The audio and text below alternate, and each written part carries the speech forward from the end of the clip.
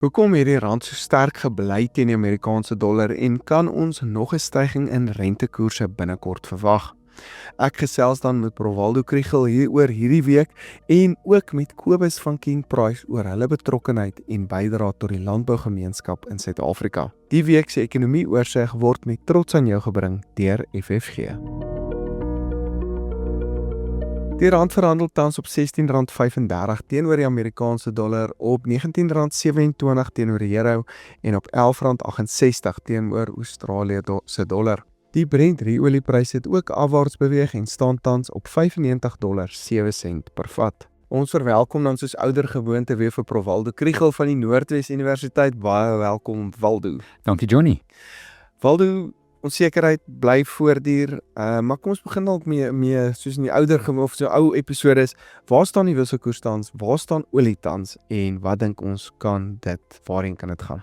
Johnny, ja, so wisselvallig, hoor, daar was nou al groot verskille net in hierdie week en wat vandag is Woensdag. Ja. Maar vandag R16.45 vir 'n dollar en olie hier by $4.95. So daarom weer onder die 100, maar hy was maandag net onder die 100, hy was gister weer oor die 100, vandag nou weer terug. So baie wisselvallig en natuurlik hier in Suid-Afrika was daar slegte gerugte van nog 'n R10 styging in die dieselprys.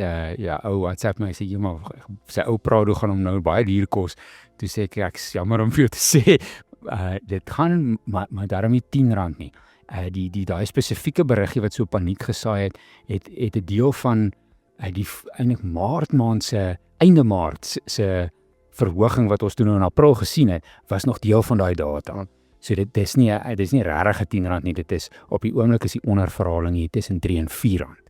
So ons kan nou, eintlik wat jy wil sê, ons kan nog 'n R3 of R4 styging sien in Mei. As alles anders dieselfde bly. So as die olieprys nou bly waar hy is, as die wisselkoers bly waar hy is, dan kyk ons na R3 of R4 en natuurlik enige van die kante toe gaan hy anders lyk. Ons is nou op die helfte van die maand. Voel vir my soos 'n wen amper op hierdie oomblik. As nie so gewoond is dan nog groter stygings, dan voel R3 en R4 billik. Maar dis nie goeie nuus op enige manier nie. Nee. En ons is nou letterlik vandag in die helfte van die maand, so daar is 'n helfte van 'n maand se goed wat nog moet gebeur. En ons weet die onderhandelinge is nog aan die gang, ek dink nie dis klaar nie. So ek hoop dat daar nog sinvol gepraat gaan word en dat die skepe kan begin vaar. Dit klink asof hulle nou begin sinvol praat of 'n bietjie rustigheid kom, of hulle ten minste nou 'n tweede stel gesprekke nou. Weet die naweek se dit nie suksesvol afgeloop nie, maar dit klink asof hulle gesels dan ten minste op hom. Dis reg Johnny, en ek dink mense kan hierdie goed nou maar uit verskillende hoeke sien. Mense kan nou sê, maar die naweek was die partye was dan baie ver uit mekaar uit. As jy nou wil negatief wees, as jy wil positief wees, kan mens sê, dis die eerste keer wat sulke hoë vlak ouens met mekaar praat in jare. En blykbaar was daar ook baie tegniese ouens aan die Amerikaanse kant saam, kundiges rondom kernwapens of dan nou verryking van Iran. So, hulle het nie of daar aangekom en net of wille goed gesê nie. Hulle het regtig 'n span daar gehad wat sinvol kon praat. So, wat 'n goeie teken is, wys jy is ernstig. Ja.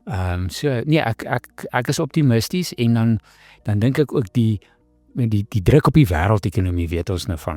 Ons kan nou praat oor die IMF se syfers, maar daar is verseker ook druk op die Amerikaanse ekonomie. Ons het hulle het verlede week inflasiesyfers uitgehaal, so hulle inflasie staan op 3%. Hulle teiken is 2. En hulle het hulle 4de kwartaal ekonomiese groeisyfer van laas jaar het hulle hersien en het hom laer hersien. So die ekonomie daar het eintlik laas jaar al 'n bietjie begin krimp. So daai is 'n krimping wat hulle hy's nou af van ek dink 0,7 na 0,5. So is nog steeds groei, maar dis nie so sterk soos wat hulle gedink het nie. En maar vir hulle ekonomie is dit baie stadig, nee. Dit is stadig op 'n kwartaalbasis, want hulle het eintlik lekker gegroei nou die laaste ruk. So ek dink daai gaan 'n onderhandelaar se gedagtes bietjie fokus. Want hoe langer jy alles uittrek, hoe groter is die impak plaaslik. En net soos ons stuur hulle af op 'n verkiesing. Hulle wil nie die ekonomie laat sleg lyk daar nie. En natuurlik dit los nou die nuwe Fed-voorsitter in 'n moeilike posisie. Nou sit hy met die ekonomie wat verlangsaam en pryse wat styg. Hy sê wat kyk wat kan spring. Dis vir ons is daai normaal. Hulle kan net by ons kom leer hoe om dit te doen. By ons het hulle maar net eintlik nie omgegee nie, net rentekoerse opgesit, want ons hooffokus is natuurlik net inflasie, nie noodwendig groei van die monetêre beleidskomitee nie, maar hulle het natuurlik 'n dubbeldoel wat hulle wil hê. Dis reg, ja, daai dubbele mandaat maak sy werk moeilik, want dis eintlik goed wat baie keer teenstellend gaan wees om met groei te hê en lae pryse gaan nie altyd saam nie. In die lang termyn is lae pryse goed vir groei, maar daar's tye wanneer jy moet sê om pryse af te bring moet ons rentekoerse verhoog ten koste van groei. Soos wat ons monetêre beleidskomitee gereeld doen. Gereeld natuurlik doen en wat ons 10-1 hierdie jaar verder kan doen. My maand is nie ver nie. Ek gaan ons sien wat besluit hulle is. Die volgende vergadering is Mei, dan sal weer 1 in Julie. Dis moeilik om te sê wat 'n kant toe daai gaan. Hulle gaan nie in my maand het jy op die beste het jy April maand se inflasiedata. So jy het regtig nog nie die tweede ronde effek gesien van begin April se brandstofprysstygings. Jy sien nog 'n een ronde impak daarvan. Maar hulle kyk nie net na statistiek tog, hulle kyk tog na die risiko vorentoe ook. Dis reg. So hulle het ook 'n model wat vir hulle daai risiko bietjie uitspel en modelleer. So hulle het 'n goeie idee tipe van hoe sou so 'n tweede ronde lyk gebaseer op die model. En so ja, dit is jammer om te sê, maar ek dink daar's 'n kans dat hulle die repo gaan verhoog. Net 25 basispunte of dink jy dis 'n moontlik vir meer? Ek dink hulle gaan nie jy moet nou dis hoe hard jy die rem trap. Jy kan net so tap dink ek op die oomblik. Jy hoef nie op hom te staan nie. Jy weet veral daar's nog genoeg tyd dat daar weer iets kan gebeur in die onderhandelinge tussen nou en dan. So ek dink hulle gaan meer data hê om mee te werk as wat ek en jy nou hier gesels. Ja.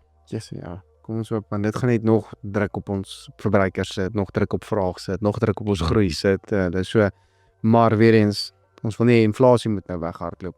En ons sit in dieselfde situasie as Amerika amper nou gaan insit, laag groei, hoë inflasie wat nou baie kan opgaan. En dit is nie eers ons skuld, dis niks wat ons as Suid-Afrikaners gedoen het. Dit is dit wat mense hartseer maak. Ek was vir 'n hele ruk baie kwaad vir president Putin, want sy met sy inval in Oekraïne het hierdie ook veroorsaak. Die ekonomie het net begin goed lyk. Dit ons daai reuse prysskok en jy het 2 jaar van hoë rentekoerse, ons almal se oë traan. Ek het hom regtig persoonlik blameer. Ons sien 'n brief geskryf alles, selfe storie nou. Ek meen hierdie is niks wat ons fout gedoen het nie.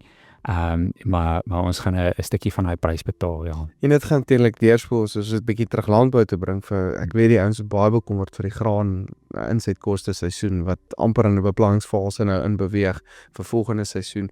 Die ouens is baie onseker oor wat daar gaan. Ja, dit is moeilik en veral as jy al 'n langer termyn kontrak moet sluit met die inligting wat jy nou het. Dit maak dit baie moeilik. Mens sou blind wees as jy nie dink dat daar gaan kosteverhogings wees nie. Dit lyk regtig so. Maar dit gesê, hierdie prentjie lyk heeltemal anders. Die oomblik as hy skip lekker begin vaar deur die straat van Hormuz, dan is die olieprys weer laer en ek kan per se al ons probleme word opgelos deur 'n paar olietankers wat mooi vaar. Ja. Maar gepraat van dit. Ek weet ek het nou iewers 'n berig gelees en weet nie hoe waar dit is nie, maar al die tankers wat na Amerika toe gaan om daar te gaan olie kry en of dit net dalk die prys kom ons sê onder die $100 nou hou nie, al is die stryd of Hormuz of die straat toe op die oomblik. Ja, die Amerikaners het kapasiteit en die groter OPEC het ook gesê hulle gaan meer produseer om hierdie ding te probeer verlig. Maar ja, ek meen 20% van die aanbod is nog steeds baie.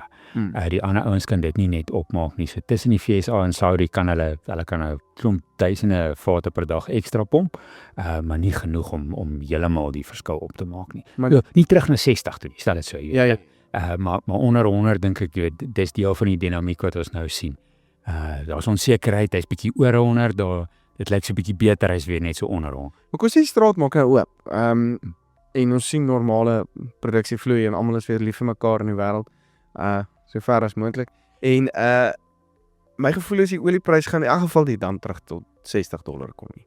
Nie dadelik nie. Ek as mense dink aan die jaar ten minste nie. Of dink jy kan na die einde van die jaar se kant wat nie mooi duidelik is nie en daar's onsekerheid hieroor is wat se skade is daar aan infrastruktuur in die ander golfstate.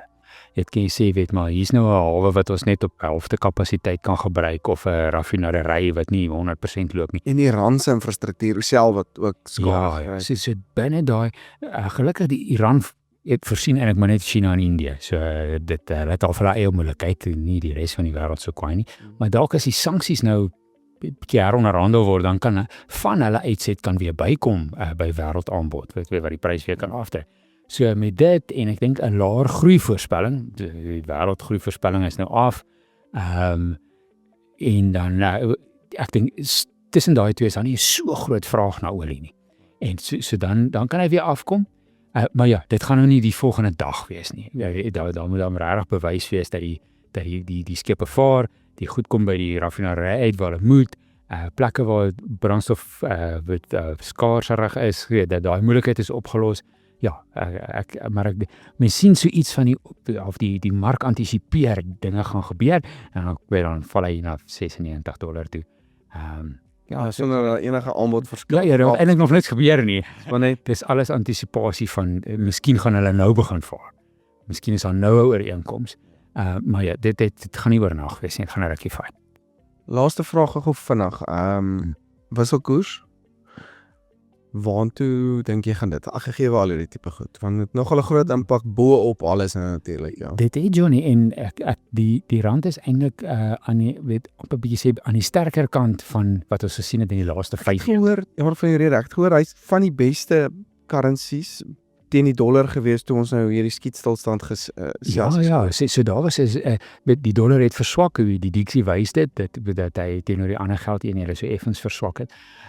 Maar hierdie nuus is nou moeilik om van spoor te hou, weet hoe inflasie in die FSA, persepsies rondom dit speel 'n rol, en dan nou ek dink ons het nog steeds al die positiewe goed wat ons begin van die jaar gepraat het, is nog hier, weet soos jy nou in ons staatsskuld wil kom effekte koop. Dit is nog steeds 'n goeie plan. En ek dink mens sien so ietsie daarvan in die rand wat veilig onder 17 is. Ja, gewoon ander jare wanneer ons politiek onsekerheid gehad het, al daai goed so, hy seker nou al ver oor 20 gewees het, as mens verseker sou mens van 'n baie swakker wisselkoers gepraat het. So ek dink ons is relatief aan die sterker kant van die storie en dan natuurlik die oomblik as hierdie krisis verby is, gaan hy waarskynlik nog 'n bietjie versterk. Hoekom was ons so sterk geweest? Is dit nou maar omdat ons interne goed wat jy nou genoem het? Ons interne goed is redelik in plek. Ja.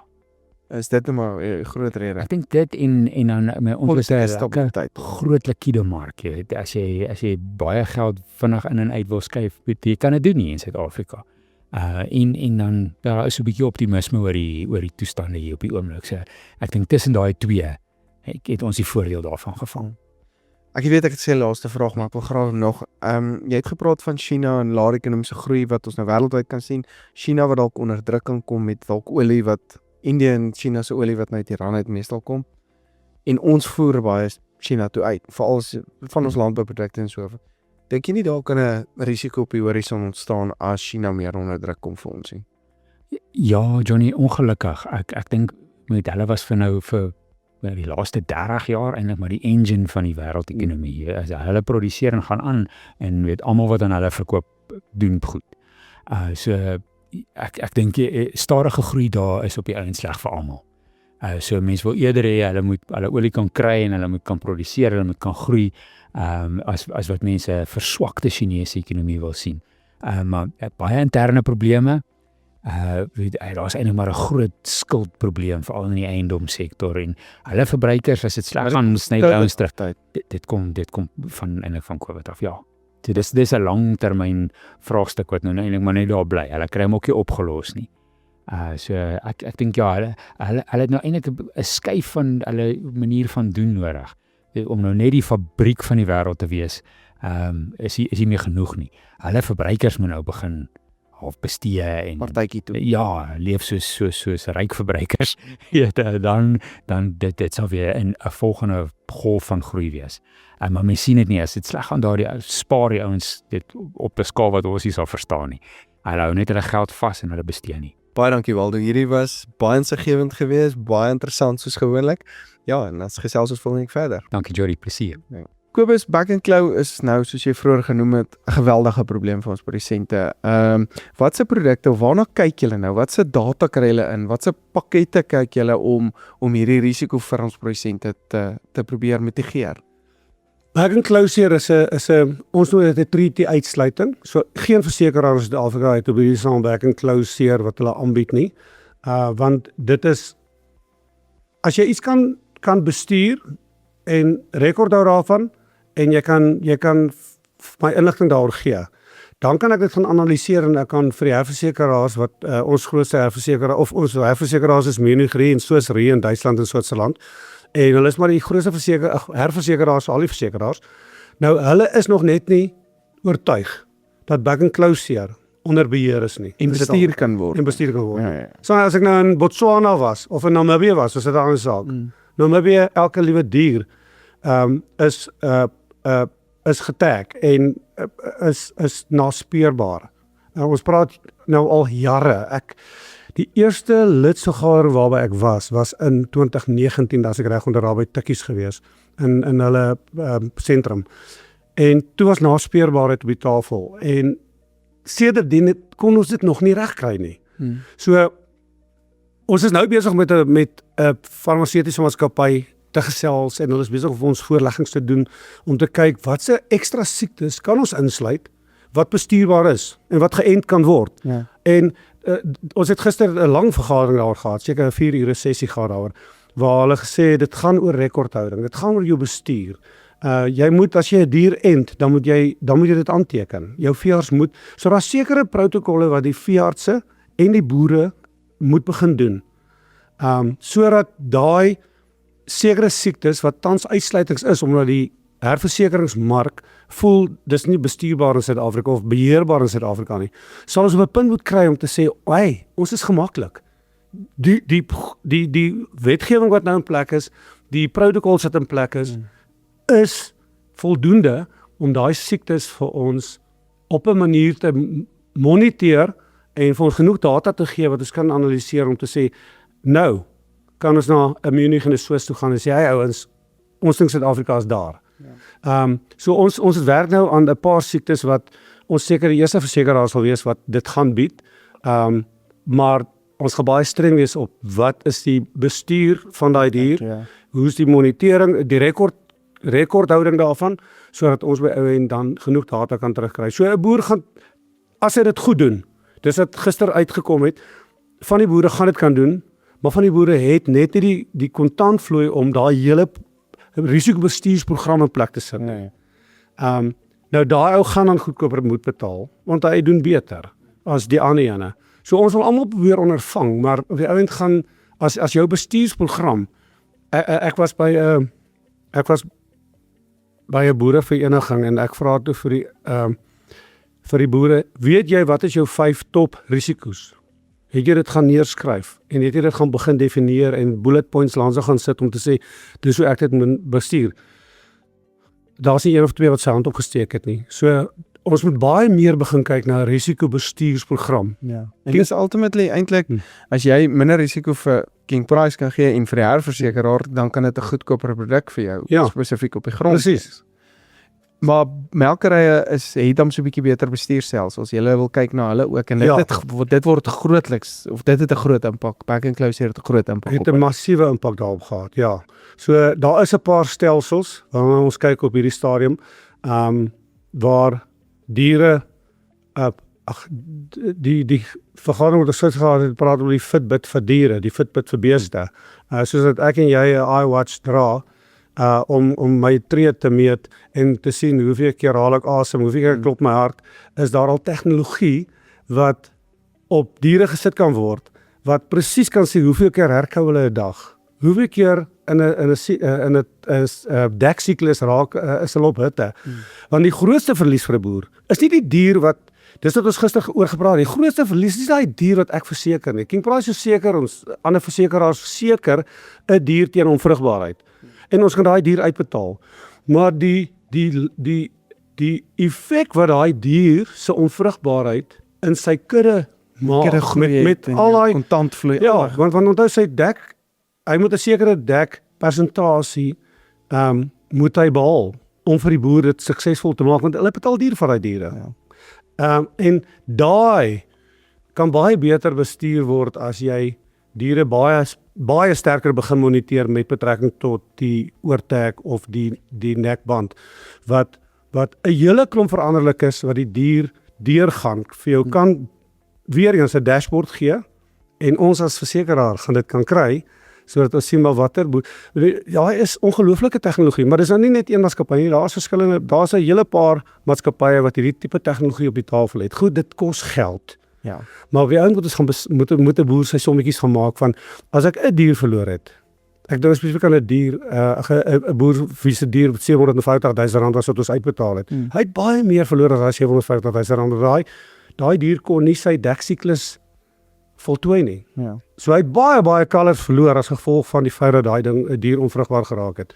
En ons wil kyk, hoe kan ons voor dit gebeur 'n paar ander goed in plek sit, sodat hy op die punt kom en sien maar sy dekpersentasie verhoog. So iets soos 'n aanspeurbaarheid is vir julle ook dan nou nog natuurlik baie belangrik. Ek weet daar's baie skeptisisme, eintlik is dit die regte woord, is oor dit, oor die data wat dan nou inkom en alles, maar wat wil jy eintlik vir ons boere sê rondom dit, want ek voel ons het nog baie informele bestuurspraktyke in die vleis of die lewende hawe sektor van Suid-Afrika, en ek wat nou data kry, kom dit agter, want daar is op baie informele maniere ook data moet invorder. En ons wil nou in 'n formele sektor gaan kompeteer wêreldwyd, en ons gaan moet meer formele bestuurspraktyke hê. Dit is so. Ek weet boere is bang om alles oop te gooi vir almal. En ek weet ook nie met hierdie poppie wet en alles hoe ver mag hou, wat en maar as jy jou goed te naby in jou bors hou, kan dit jou op die einde te veel geld kos met betrekking tot jou funksionaliteit of meer jou besigheid se effektiewe hoe se mens bestuur en cashflow of kontantvloei wat inkom. Want as ons nie tegnologie gaan gebruik om beter te boer nie, dan gaan ons dit nie maak nie. En so ek vra regtig vir die boere, ouens, dis tyd dat ons saam begin werk. Ek weet daar's 'n klomp studiegroepe wat 'n klomp data en goed saamgooi en hulle vertrou mekaar en daar doen hulle al baie goeie werk. So dit is nie dat nie gebeur nie. Daar is sekere groter studiegroepe of koopgroepe wat baie van hulle data saamgooi. As ek nou dink aan oesversekering, hulle opbrengste en die verskillende kultivars en alles, om te kyk wat is optimaal die kultivar wat gebruik moet word. Maar ons sal dit baie weier, daai is nou graan, maar wat veeteelt aan betref is dit net so belangrik. Ons het gister toe ek nou met die mense praat, toe sê hulle, maar net soos dat die voedingkundige en die farmaseutiese ou en die veearts en die staat en al die rolspelers om 'n tafel sit, moet hulle ons as versekeraars intrek en die finansierders. Want ek sê dit vir hulle gister, as ons 'n produk op die tafel kan sit wat regtig getruis kan word, dat die dier nagespeer kan word, dat die dier kan volg, en ons kan met sekerheid sê, ons dek daai ekstra goed op grond van die feit dat ons wel die ding kan volg waar hy is, sal ons dit daai as kollateraal kan bied vir 'n bank en 'n finansierder om te sê, hey ouens, ons het 'n versekeringsproduk wat saam met hierdie boer se bestuursprogram tog vir julle sekuriteit gee, dat jy weet, nie ons of hulle vat 'n kans nie, en jy kan daai diere gebruik as kollateraal vir finansiering. Ja. En ek dink in tye wat ons nou onder druk kom, is finansiëel, die marges onder druk kom, is dit dalk tyd, dit gaan seker 'n bietjie moeilik wees om dalk seker nou vinnig oor te skakel met ekstra kostes, maar ek dink dit is verseker iets wat ons moet doen as ons wil kompeteer in 'n wêreldmark, wat ons wel doen, en ons moet met insette in dollarterme betaal, moet ons seker maak ons bestuurspraktyke is reg, sodat ons kan kompeteer in die wêreld daar buite. Baie dankie vir jou tyd, Kobus, dis baie insiggewend, en ek is baie opgewonde, en jou passie vir die landbou is regtig aansteeklik. Ja, en dankie vir King Paradise se bydrae tot landbou, tot die plaaslike landbousektor, en ja, julle sit baie geld in en baie moeite in, en ek dink julle doen 'n uitstekende diens vir ons landbousektor. Baie dankie Johnny. Ek dink ek wil afsluit deur te sê dat ons het so 'n hashtag, almal hashtag ons deesdae en dit is agriculture. Het ons opgebreek gesê agri koppelteken kultuur van risiko. Die culture of risk. As die boere en almal in hierdie waardeketting net die kultuur van risiko begin omarm en begin verstaan, soos jy sê, bestuurspraktyke in plek sit wat dit beter maak, dan gaan jy die beste prys betaal. Die goedkoopste prys betaal vir die risiko wat ons moet verskans. Want ons aktuariese jy gaan jou risiko afkry, jou marges afkry, jy gaan alles afkry. En dan is dit nie nodig om jou versekering te stop nie. Ons kan dit net afplat na 'n vlak toe waar jy 'n sekere deel self neem en ons die ander deel neem. Op grond van die feit dat jy in jou bestuurspraktyk, ons het 'n hele paar kliënte wat baie hoër bybetalings begin neem, want hy sê ek kan hierdie self bestuur, maar daai kan ek nie self bestuur nie. So ons werk, en dis die groot voordeel van, ek dink die kleiner landbouversekeraars is ons kan vir 'n boer anders gaan kyk, nie konvensioneel gaan kyk na risikoplasing. En dit maak dat jy op die ou end regtig waarde van 'n rand kry wat jy neersit. Maar baie dankie vir die uitnodiging. Hierdie ekonomiese oorsig word met trots aan jou gebring deur FFG. Sien weer volgende week.